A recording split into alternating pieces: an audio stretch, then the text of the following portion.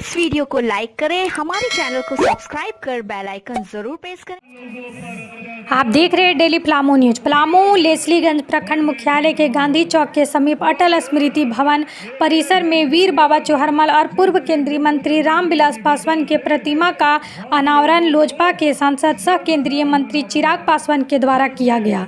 संसद सह केंद्रीय मंत्री चिराग पासवान का स्वागत पुष्पमाला उपहार देकर किया गया। साथ ही उन्हें स्वागत में हजारों की संख्या में लोग मौजूद होकर नारे भी लगाए। केंद्रीय मंत्री चिराग पासवान के आगमन को लेकर पुलिस छप्पे छप्पे पर नजर बनाए हुए थे। सुरक्षा की दृष्टिकोण से जगह जगह पर पुलिस तैनात थी। चिराग पासवान ने कहा कि मैं झारखंड का बेटा हूं, क्योंकि मेरा जन्म जब हुआ था तब झारखंड और बिहार एक थे। जिस राज्य का मुख्यमंत्री भ्रष्टाचार में उलिप्त हो और भ्रष्टाचार के आरोप में जेल गया हो, उसे हमारे राज्य का देश विदेश में शर्मसार हुआ है। देश की बड़ी गरीब आबादी को मुफ्त में राशन दिया जाए। साथियों, आज यही आग्रह करने आया। ये जितने लोग हैं, ये सब लोग सत्ताधारी जो राज्य सरकार का हिस्सा बने हुए हैं, सिर्फ हम लोग को लूटने का काम करते हैं और अपनी लूट की सोच को धरातल पर उतारने के लिए झूठ बोलने का काम करते हैं। हम लोगों को डराने बहकाने का काम करते हैं। कभी ये लोग बोलते हैं आरक्षण समाप्त हो जाएगा, कभी ये लोग बोलते हैं संविधान समाप्त कर दिया जाएगा। साथियों, आज पुनः आप लोगों के बीच में यहाँ मौजूद हूँ मेरे प्रधानमंत्री आदरणीय नरेंद्र मोदी जी से ये विश्वास लेकर और मेरे नेता आदरणीय रामविलास पासवान जी के संघर्षों की कसम खाकर ये वादा आप लोगों से करके जाता हूँ कि जब तक चिराग पासवान जिंदा है, न आरक्षण को कोई खत्म कर सकता है, न संविधान को कोई खत्म। हमारे युवा जाते हैं, वहां उन्हें अपमानित किया जाता, उन पर लाठियां चलाई जाती हैं, झारखंडी कहकर उन्हें अपमानित किया जाता है। क्यों जरूरत पड़ती है आज हमारे युवाओं को दूसरे राज्य में जाने की? क्यों हमें अच्छी शिक्षा अपने जिले में नहीं मिलती? क्यों हमें रोजगार के अवसर अपने जिले में नहीं मिलते? क्यों उद्योग, क्यों कारखाने हमारे राज्य में हमारे जिले में नहीं लगते? क्यों? क्योंकि यहाँ की सरकारों की नीयत ही नहीं है।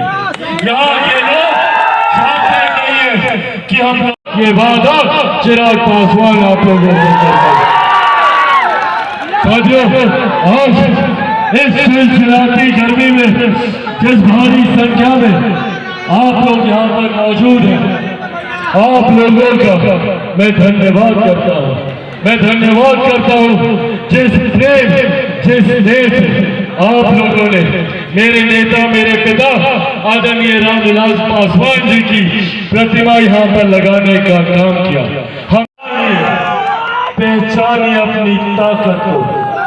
65% युवा झारखंड में ऐसे हैं जिनकी आयु 35 वर्ष से कम है। अगर हम युवा एकजुट हो जाए, एकत्रित हो जाए, तो हमें आगे बढ़ने से दुनिया की कोई ताकत नहीं रोक सकती।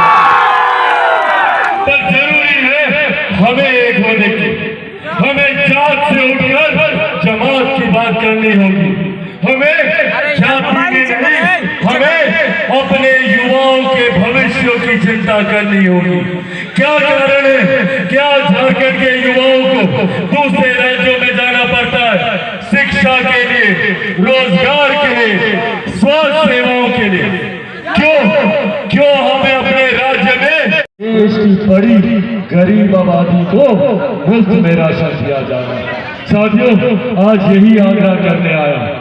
ये जितने लोग हैं, ये सब लोग सत्ताधारी जो राज्य सरकार का हिस्सा बने हुए हैं, सिर्फ हम लोग को लूटने का काम करते हैं और अपनी लूट की सोच को धरातल पर उतारने के लिए झूठ बोलने का काम करते हैं।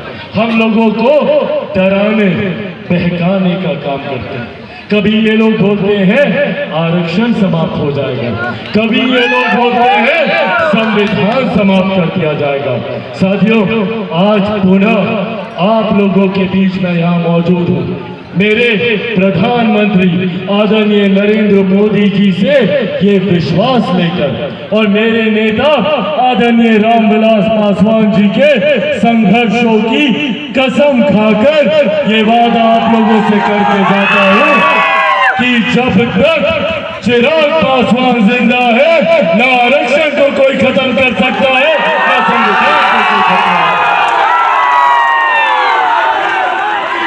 आप सब जानते हैं कि जब झारखंड में विधानसभा के चुनाव होने वाले और ये विधानसभा के चुनाव निर्धारित करेंगे हम लोगों के आने वाले 5 साल का भविष्य। हम लोगों ने पिछले 5 साल भी देखे, हम लोगों ने एक ऐसी सरकार को देखा जिस सरकार ने हमसे हमारे हक अधिकार छीनने का काम किया, एक ऐसी सरकार जिसके शासनकाल में हम लोगों पर अत्याचार उत्पीड़न बढ़ने का काम हुआ और एक ऐसी सरकार जिसके मुख्यमंत्री की वजह से हम लोगों को शर्मसार होना पड़ा। सोचिए, एक राज्य का मुख्यमंत्री जो भ्रष्टाचार के आरोपों में जेल जाता हो, आज हमारा पूरा प्रदेश इस मुख्यमंत्री की वजह से राष्ट्रीय अंतर्राष्ट्रीय स्तर पर हम लोगों को शर्मिंदा होना पड़ा। साथियों, आज पुनः ये मौका हम लोगों के पास है, पुनः ये मौका है एक ऐसी सरकार, एक ऐसे मुख्यमंत्री, एक ऐसे नेतृत्व को चुनने का जो सही मायनों में हम लोगों के हक अधिकार और भविष्य की बात है। आज भी झारखंड आजादी के 75 साल के बाद भी पिछड़े राज्यों की श्रेणी में आता है। क्यों? जब भारत एक साथ आजाद हुआ, भारत के तमाम प्रदेश एक साथ आजाद हुए, तो क्या कारण है कि झारखंड आज तक पिछड़ा राज्य बनकर रहेगा, जबकि झारखंड में अनंत संभावनाएं हैं।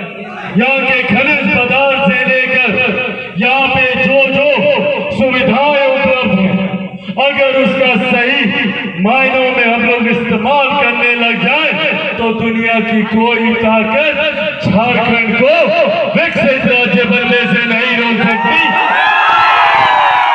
पर तकलीफ इस बात की है कि यहाँ की सरकार ने, यहाँ के राजनीतिक दलों ने, यहाँ के नेताओं ने हमें सिर्फ बांटने की राजनीति के लिए इस्तेमाल किया।